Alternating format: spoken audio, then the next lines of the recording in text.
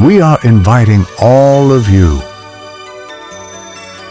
to join us in our virtual Dawn Watch meeting at 4 a.m. and Sunset Prayer Meeting at 6 p.m. daily, hosted by Reverend Dr. Alex C. Nozuelo. Let Jesus Christ change your life. Be blessed with His words of encouragement. Pabuti po ng Panginoon. Amen, amen. Meron Kristo sa buhay. Amen. Hallelujah. Thank you, Lord. Natin na pag-live sa oras ito. Mula sa basahin ko po no doon sa verse 11. Kapayapaan At si Maria naman talagang hindi maalis, nakaupo lang. Panginoon ko, Lord God, alam kong For today's Dawn Watch Prayer Meeting. For today, Lahat ng ginagawa natin ito, lagi wala tayong ibang binibigyan ng parangal kundi ang ating Diyos. Habang patuloy tayo nagsasabi ng Diyos natin ay mabuti, patuloy natin mararanasan ang kanyang kapangyarihan. Kaya mga naman sinasabi ng mga tao sa paligid sa atin, wala yung bisa, wala yung kapangyarihan. Anumang curse na binabato nila sa atin, babalik lang sa kanila yon. Kaya sa umagang ito, patuloy tayo sa ating gawain. Sa araw pong ito ay pang-anim na taon na po natin at 118 madaling araw na pagbabantay sa pananalangin gamit po natin ang platform ng Zoom. Naka-TikTok na po tayo at naka-Facebook Live. Salamat sa ating mga tigapanguna dahil sa kanilang kapahintulutan na magamit natin ang social media para maipahayag natin sa mas marami pa. Na ang gawain ito ay gawain talaga para sa lahat ng mga kamanggagawa natin. Kaya sabi natin dito ay celebrating 6 years and 118 day of continuous prayer for all church worker. Talagang first Sunday po ngayon. At mapakinig tayo ng kapahayagan ng salita ng Diyos o basa ng Prayer for Church. Ang topic natin ay Receiving God's Promises in Prayer. May pangako talaga ang Diyos kapag tayo ay nananalangin. Tinatawagan ko na po ang aking kapatid, si Reverend Dr. J. Nozuelo. Tol, it's your turn.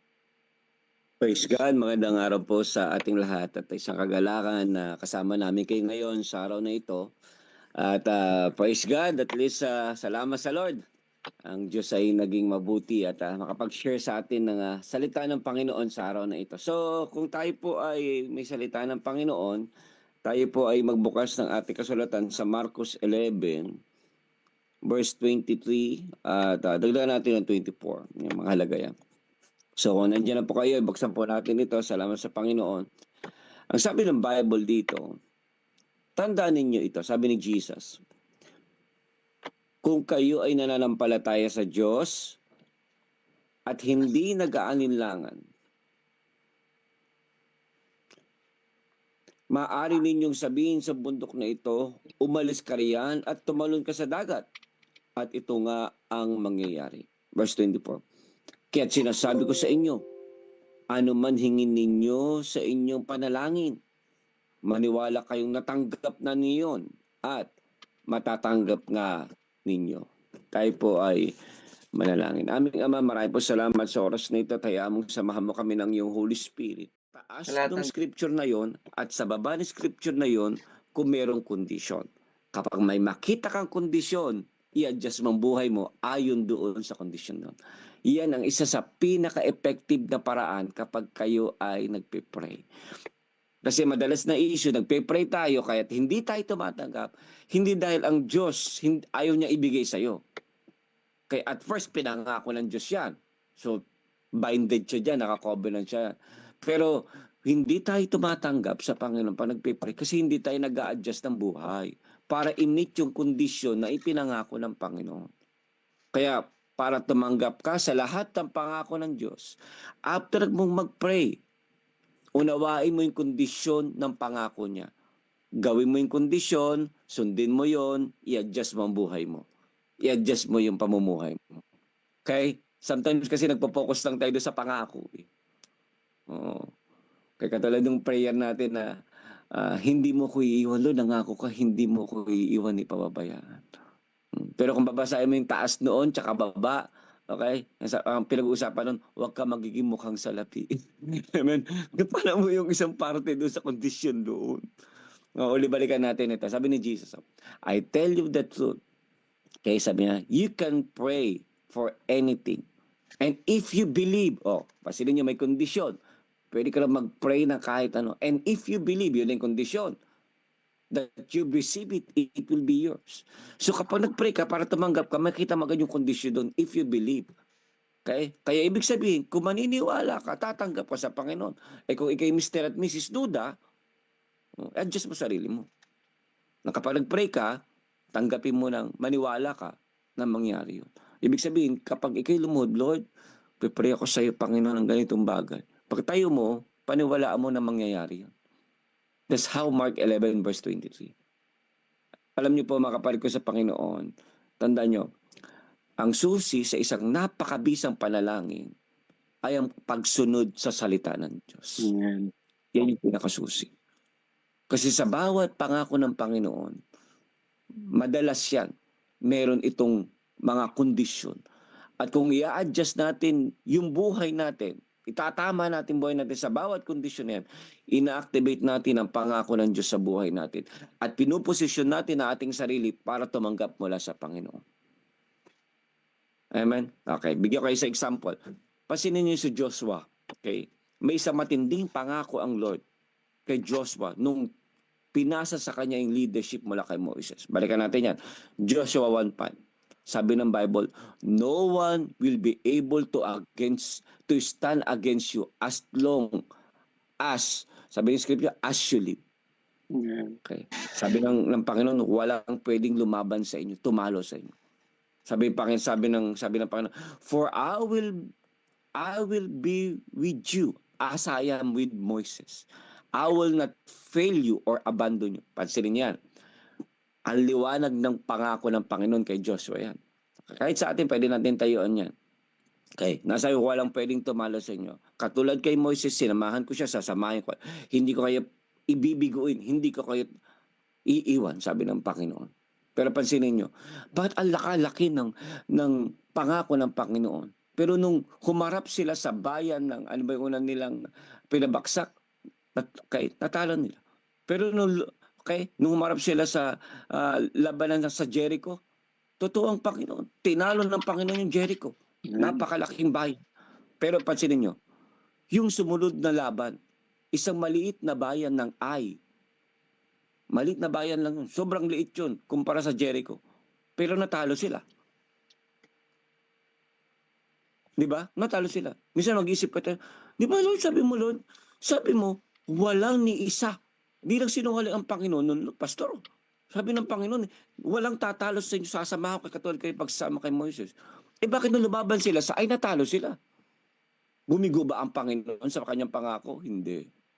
Ang Diyos totoo sa kanyang pangako. Pastor, bakit hindi nangyari yung pinangako ng Panginoon sa Joshua 1:5? Sinabi niya hindi sila matatalo kahit kailan. Okay. Ito nagiging nangyari. Hindi sila sumunod sa kondisyon ng pangako ng Joshua 1:5. Kasi mayroong pangako ang Panginoon, okay, doon sa Joshua chapter 6. Okay? Na sinabi ng Panginoon nung una pa. Okay? Sabi ng Panginoon dito, but keep away from devoted things, so that you will not bring about your own destruction by taking any of them. Otherwise, you will make your camp of Israel liable to destruction and bring trouble on it. And all silver and gold and articles of bronze and iron are sacred to the Lord and must go into His treasury. Okay, meron pala utos ang Panginoon. Okay, nung sinabi ng Panginoon yung pangako, may pinangako pa, meron palang utos ng Panginoon. Ang utos ng Panginoon, lahat ng ginto, pilak at bakal ay pupunta sa Kanya. Hindi sila pwedeng magtago para sa kanilang sarili. Pero may isang tao doon sa panahon ni Joshua, katulad ni Akan, okay, nagsinop ng mga bagay na pinagbabawal. Kaya yung galit ng Diyos ay bumaksak sa kanila. Kaya pag titignan yung Joshua 7:1, yung Israel, natalo sila dahil naging unfaithful sila sa pangako ng Diyos. Pansinin niyo yun? Grabe yun. Kaya nga, pinabalik ako yung kwento na yun, napapaisip din ako yun. Okay? Na yung Israel, na-miss nila yung pangako ng Diyos Si Joshua na-miss ito kasi yung nation failed to obey the condition of the promise. Kaya same sa ating buhay. Para hindi natin nami-miss yung power, yung promises ng Panginoon, kung anong sinabi ng Diyos, gawin natin. Kung may pangako ang Panginoon sa isang salita niya, gawin ninyo yung kondisyon ng pangako na yan at naniniwala ko gagawa ang Diyos sa buhay natin. Amen? Kaya nga, sa bawat isa sa atin, tandaan po natin ito. Minsan na-preach ko ito, balikan nyo sa tigsigaw na tagumpay. Okay? The if sa bawat pangako ng Diyos, gawin natin sa biyaya ng Lord. Kasi nandoon yung bisa ng bawat prayer. Amen. Amen? Nandoon ang bisa ng bawat prayer natin. Mag-a-adjust ka. Amen? Hindi pwedeng ang Diyos mag-a-adjust. Ikaw ang mag-a-adjust. Praise God. Okay? Sa bawat panalangin natin tayo mag-a-adjust sa Panginoon. Okay? May pinangako, ulitin ko. Unang gagawin mo, magbubukas ka ng Bible, tingin ka ng pangako ng Diyos, tungkol sa sitwasyon mo, pag-pray mo yan. Pangalawang gagawin mo, yung salita ng Diyos, tingnan mo yung taas, yung baba, yung paligid ng scripture na yun, kung merong kondisyon. At kung may kondisyon, gawin mo. Okay? Katulad ng kaligtasan. Ang sabi ng Panginoon, John 3:16, ganun na lang ang pag-ibig ng Diyos sa tinakpat, na sino man maniwala kay Jesus ay hindi magkapapahama, kundi magkakaroon ng buhay na walang hanggan. May kondisyon, di ba? Kung ba tayo naligtas, naniwala tayo kay Jesus. Natanggap natin, ginawa natin kondisyon, kaya binigyan tayo ng Diyos ng kaligtasan. Amen? That's how it works in everything. In health, in provision, and etc. Okay, that's number 1. Number 2. Number 3. Okay. Number 3 is pray in faith. You pray in faith. Okay. Mahirap tumanggap ng pangako ng Diyos kung hindi ka maniwala. Kahit napakaganda ng pangako ng Diyos. Okay? Kung hindi ka maniniwala, walang kwenta lahat. Kaya nga sabi ni Jesus Christ diyan sa Mark 11 verse 24. Kahit isang verse na pinag-aaralan natin kung susumayin.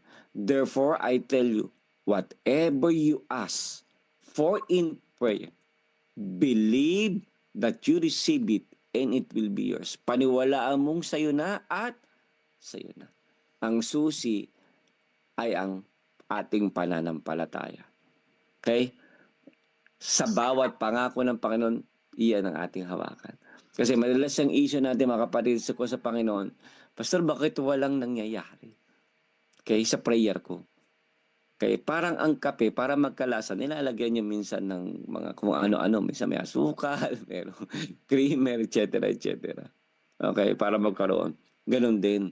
Ang prayer, kung gusto niyo may lasa yan, kailangan hinahaluan nito ng pananampalataya. Tandaan niyo po yan. Amen. Kahit napakagandang pangako ng Diyos, kung hindi niyo halo ang pananampalataya, wala. Para walang pinagkaiba yan sa buhangin. Ang buhangin hindi tatayo yan. Kahit lagyan mo pa ng bakal, hindi tatayo ang buhangin nang walang kasamang semento. Amen. Ganon din sa prayer. Ang prayer, para tumayo yan, kahit napakaganda pa ng salita mo. Amen. Kung hindi ka maniniwala, walang mangyayari. Kaya kung nagpe-pray ka ng healing mula sa Panginoon, okay? Kaya kailangan mong paniwalaan na sa iyo. At sabi ko sa inyo, ang pananampalataya lumalabas sa bibig. Kaya kung naniniwala ka, dapat sinasabi mo na yun. Kaya nga minsan meron akong kinakanta. Ito, every single cell in my body is well. Every single cell in my body is well. Every single cell in my body is well. Thank you, Lord. Every single cell in my body is well. Thank you, Lord. Kinakanta ko yun. Amen. I thank God na every single cell in my body is well. I'm declaring my faith that God is healing me. Amen. Amen. Declare pa siya ko ng everyday, yung Psalms 91. Sabi ng Panginoon, no deadly diseases shall come near my tent. Lord, thank you, Lord. I received that. Walang nakakamatay na sakit na didikit sa akin. Thank you, Lord. Amen? O kayo talon ngayon, nagpe-pray kami ng mas malaking sasakyan. Kasi pag kami bumabiyahe papuntang Balanga, para na silang sardinas sa likod. Lumalaki na si Celeb, lumalaki na si Inri. Okay, lumalaki na rin yata si Pastora Sheila. Amen. Ganyan yata si Pastora Sheila. Okay, lumalaki na sila. Amen. Kaya yung apat sila doon, nagsisiksikan na sila. Sabi ko, Lord, hindi pwedeng ganito. Okay. Ayoko naman magsakripisyo, may maiwan. Okay, so sabi ko, pipray kami na magkaroon ng 7-seater na sasakyan. Pipray lang kami. Naniniwala kami sa Lord ng Diyos ay magpo-provide. Amen? Oo. And dinideklara namin, Lord, thank you, Lord, sa bagong sasakyan. Ganun lang ang prayer namin sa Panginoon. Minsan, nagtingin kami ng sasakyan, nagulat kami. Grabe. Sabi ko, grabe na pala mga presyo ngayon. Kung mangungutang ako ng 4 years. Okay? Wala rin, halaga ng sasakyan, may tinignan kami doon eh. Halaga ng sasakyan ay nasa 800. After 4 years, 1.2 M na. Sabi ko, 400,000 yung nadagdag sa next 4 years. So, ibig sabihin, para ako nag-i-interest ng 100,000 per year. Sabi ko, hindi magandang deal ito. Kaya nag-pray ako, Lord, pwede ba, Lord, na kapag kami ay bumili ng sasakyan, Panginoon, yung walang interest? Ang prayer sa Panginoon. Bagamat aming capacity, kung titignan ko, sa aming sariling capacity, hindi namin kaya mag-cash pa. Talagang mayroon ka kailangan na i-dole out. Okay, na magkaroon ka talaga ng ilang mga bagay. Pero, sabi ko sa Panginoon, pwede ba yun, Lord? Sabi ko sa kanya, magkapera ko pero hindi utang yun. Sabi ko. Diba? Ano lang yun eh. We just keep on telling God sa mga promises ng Panginoon. Diba? Sabi ko nga, paano ba na, meron kaming, nagpipray kami ng mga strategies. Wala, kung mabebenta ko to siguro ng itong sakyan natin ng medyo mahal, yung current ko. Mayroon na akong pang down, tapos makaipon kami, pasok mo dun. Wala rin, may kalahating milyon na ako dyan sa biyaya ng Diyos. Di 300,000 na lang, sabi ko. At least yung 300,000, sabi ko sa Panginoon, pwede ba, Lord, walang interest yun? Sabi ko, ganun ako grabe mag-pray sa Panginoon. Pero kaya mo yan, Panginoon. Kaya nga sabi ko sa inyo, ito yung sa bagay na pinagpipray lang namin madalas sa Panginoon. Mga grabing prayers. Sabi ko sa Panginoon dati, nung kami magkasawa ni Lee, sabi ko, prayer ko sa Panginoon, very bold and specific. Panginoon, pwede ba, Lord? Pag nagtrabaho, pag yung hanap buhay na bibigay mo sa akin para kami makapaglingkod. Sabi ko sa Panginoon, pwede ba, Panginoon, yung konti trabaho pero laki kita? Ganun namin yung aking prayer sa Panginoon. Pwede ba, Lord, ganun? Yung konti lang trabaho ko pero malaki kitain ko. Di ba, salamat sa Diyos. Yun nga ang ginagawa ng Panginoon. Ngayon, may prayer ako sa Panginoon. Bold prayers ko rin sa Panginoon. Panginoon, pwede ba yung pray ko sa Panginoon, Lord, pwede ba yung pera magtatrabaho sa amin? Hindi ako magtatrabaho para magkapera. Pray ko sa Panginoon. Diba? Kaya excited ako sa Panginoon. Paano gagawin ng Panginoon? Yung pera magtatrabaho sa akin, hindi ako magtatrabaho para magkapera. Diba? Pray lang. Tsaka sabi ko, Panginoon, yung interest, ayoko magbayad ng interest. Imbis na magbayad ako ng interest, itatayo ko na lang ng gawain mo, pag mission ko na, ministry ko na lang interest. So, isipin mo yun, kung magbabayad ako ng interest, kunin ko, igogo ko 800,000, tapos magiging 1.2 siya in the next 4 years. Sabi ko, so next 4 years, may 400,000 na pumatong doon sa nautang na halaga. Sabi ko, ayoko ng ganun. Diba? Kailangan mo kasi paniwalaan yung sinabi na parang, He will supply all your needs according to His riches and glory. Okay, hindi ko din kinuha yung deal na yun. Sabi ko, Panginoon, naniniwala ko, kaya mo. Sabi nga ng Hebrew 4:12, the word which they heard did not profit them, not being mixed with faith in those who heard it. Yung narinig natin, hindi tayo nakinabang kasi hindi tayo naniwala. Kaya sa lahat ng gusto natin, dapat paniwalaan mo na kaya ng Panginoon.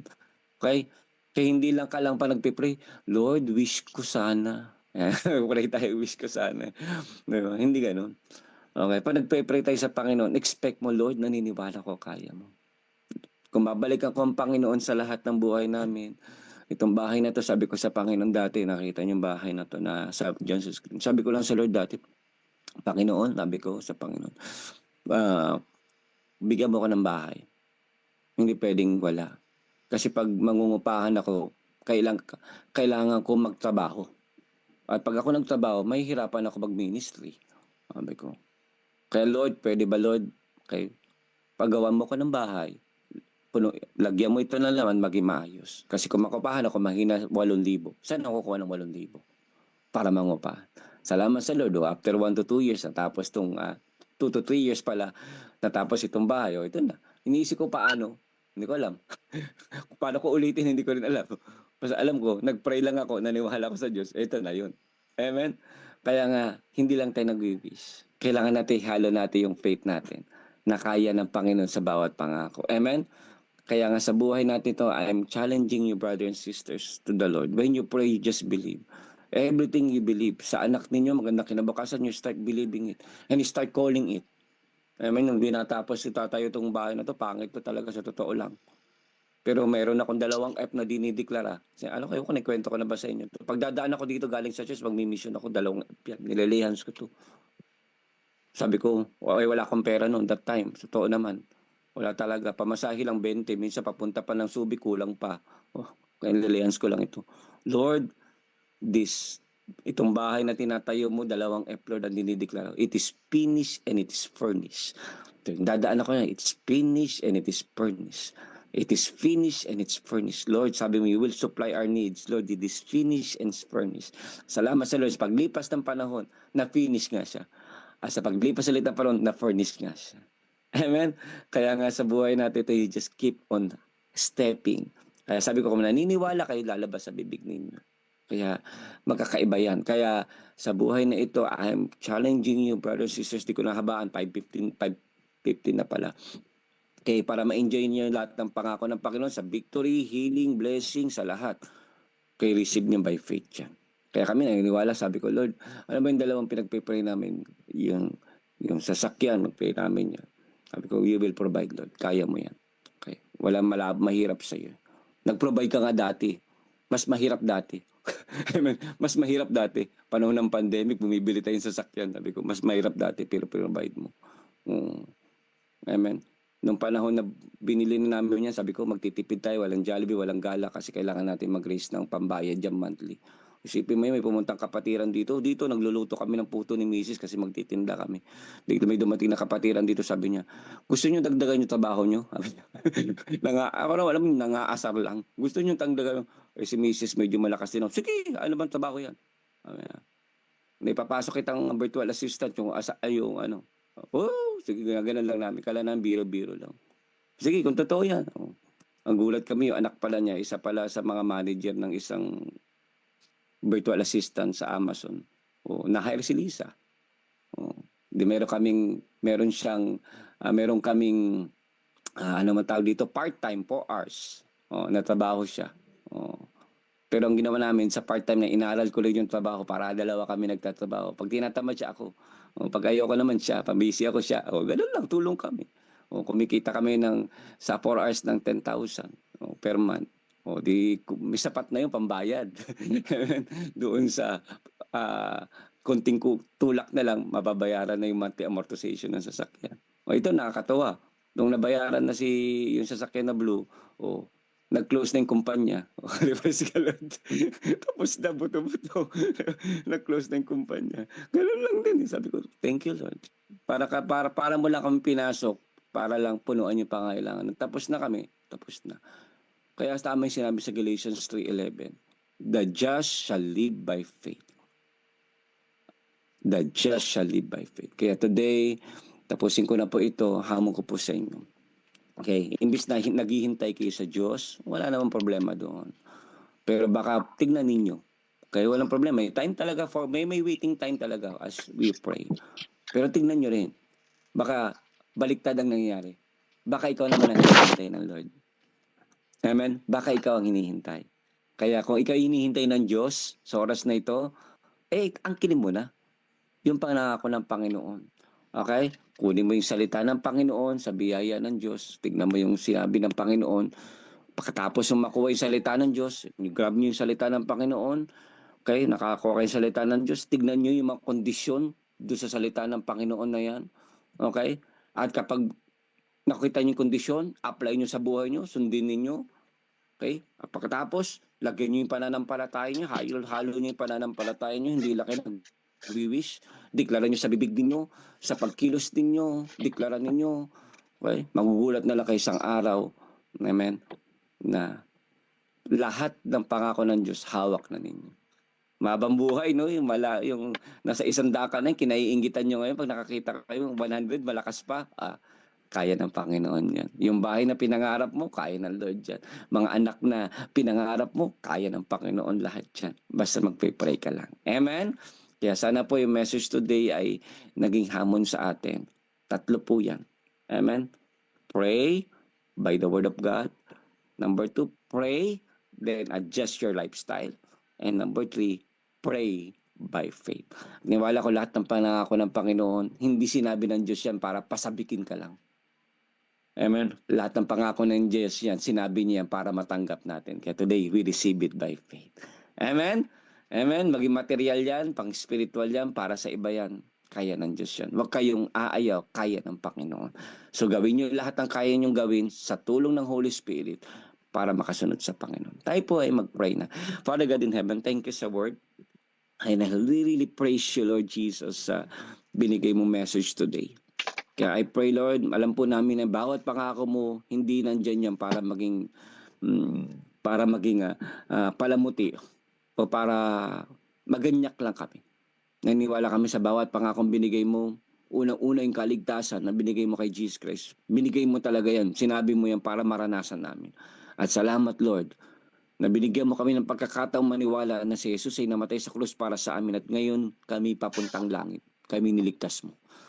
Kaya Lord, dalangin namin sa lahat pa na aspeto ng buhay namin, pagdating sa kalusugan, sa pinansyal, sa pagmi-ministry, sa pamilya. Lord, idadalangin namin ayon sa iyong salita, ipaganap mo ito lahat. Tuluan mo kami ng iyong Holy Spirit na anumang mga kondisyon na nakalaki, Panginoon, diyan sa mga salita mo, Panginoon, ay pinangako, ay maganap namin. At mula sa oras na ito, hindi lang kami, Panginoon, maghihintay sa iyo, kundi aangkinin namin ang bawat pangako na sinabi mo.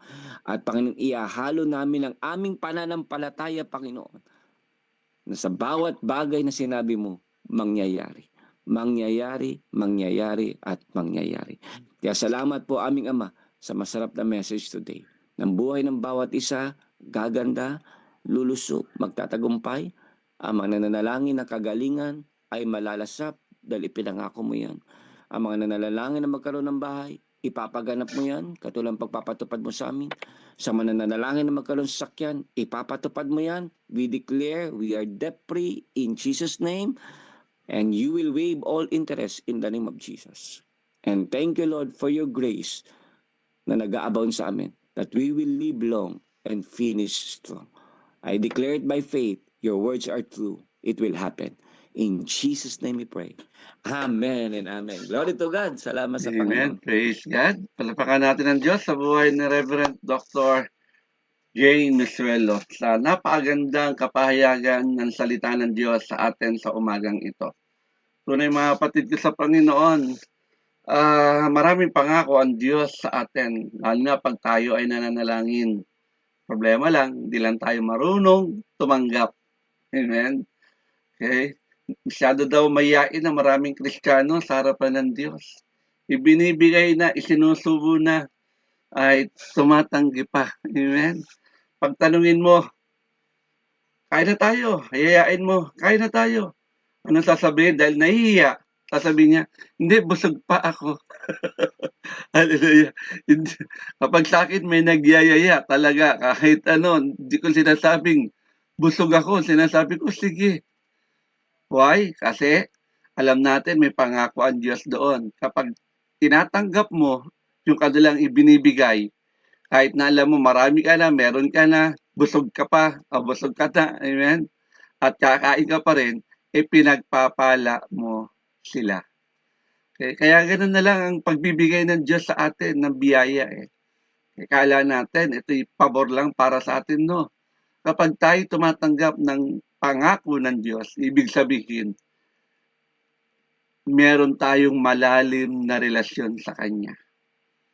Ang puhunan natin ay ang manalig, ang manampalataya.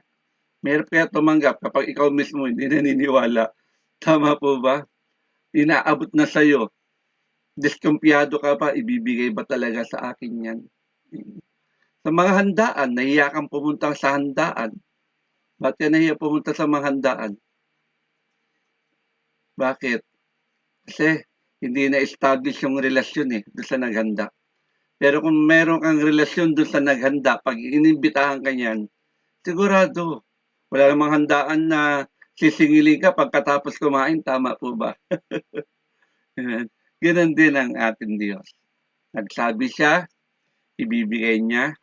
Ang problema lang sa maraming mananampalataya, ayaw nilang tanggapin o hindi nila alam, hindi sila marunong tumanggap sa ibinibigay ng Diyos. Katulad ngayon, gumising tayo ng maaga, pribilehiyo yan. Amen? Dahil nagaganap natin ang kanyang kalooban. Kaya sabi nga ng ating tagapagayag ng salita ng Diyos, huwag lang puro pangako ang alam lang natin, kundi dapat baka maya yung pangako na yun may kalakip na instruction o utos. Tama po ba? Lalo na yung laging madalas yung narinig sa akin, yung salitang, I will never leave you nor forsake you. Wow, ang sarap angkinin yung pangako na yon. Tama po? Gusto ba natin yon? Hindi kita iiwan, hindi kita pababayaan. Pero, may pangako. Merong instruction. Ano yon? Huwag kang magmukhang pera. Makontento ka kung ano meron ka at doon mo palang malalasap yung pangako na yon. Okay. Pangako na ang ginagawa ngayon natin. Tayo humihingi. Okay. Bibigay ba niya? Yes, ibibigay niya. Pinangako niya May direct line na tayo, tama po ba? Ang problema lang, minsan bumabagsak ang ating pananampalataya. Yung baga, nasa waiting time pa tayo ni God. Kasi pag humingi ka, parang gusto mo, pinipilipit mo si God na, ibigay mo na sa akin ito. Sa pangako mo, ibibigay mo Oo, pinangako ni Lord yun, ibibigay niya. Pero hindi doon sa oras na gusto mo. Sa oras na gusto niya. Tandaan po natin, kapag tayo nagpipray, hindi natin sinasabi kay God na gusto lang natin ang mga bagay na ito. O sino ba naman ayaw ng mga bagay na inaalok din ng sanlibutan ito? Gusto rin natin maranasan ang magandang buhay sa mundong ito. Pero tandaan natin, mas maganda ang ipinangako ng Diyos na buhay na walang hanggan. Tama po ba? Na madalas, kinakatamaran ng mag-pray dahil naiinip sa ibibigay ng Diyos. Tanggapin na natin, kapatid. Receive it by faith. Huwag ka nang magdalawang isip pa. Okay? Pag humingi ka, tanggapin mo na sa pananampalatayang meron ka. Huwag ka nang nagdududa pa yung doubt na yan ang magpapabagsak sa ating pananampalataya sa harapan ng Diyos. Kaya muli, patuloy tayong manalangin. Okay? Patuloy tayong manalig. Okay? Huwag ka mahiyang manghingi. Hallelujah. Minsan, maraming Kristiyano mahiyaing manghingi. Bakit? Kaya, Pastor, manghingi na naman ako. Yun yung gusto ni Lord Okay? Lagi tayo dapat manghingi. Ang ibig sabihin, pag humihingi ka, you are totally dependent on Him. Lahat naman tayo may kakayahang maghanap buhay. Lahat tayo may kakayahang kumita. Pero ang gusto ni Lord, siya ang magpayaman sa atin. Para pag marami ka ng pera, hindi mo masabi sa sarili mo, mayaman ako kasi mayroon akong diskarte, mayroon akong masipag ako, malakas ako. Okay? Pero kapag pinanghawakan mo, ang Diyos nagpayaman sa'yo, wala kang ipagmamalaki. Tama po ba? Ang Diyos ang nagpapalakas sa'yo, hindi ka magrereklamo kahit pagod ka na. Tama po ba? Ang Diyos ang magbibigay sa'yo. Kapatid, tiyak yun. Tanggapin mo na. Receive it by faith. Kahit bundok, mapapalipat natin. Thank you for watching. Celebrate with us at Shabbat Shalom every first Friday of the month at 5:30 in the afternoon and monthly pastors gathering every third Friday of the month at 5:30 in the afternoon. Join us at Zoom. Watch our videos via YouTube, Facebook, and Spotify. Thank you, and God bless.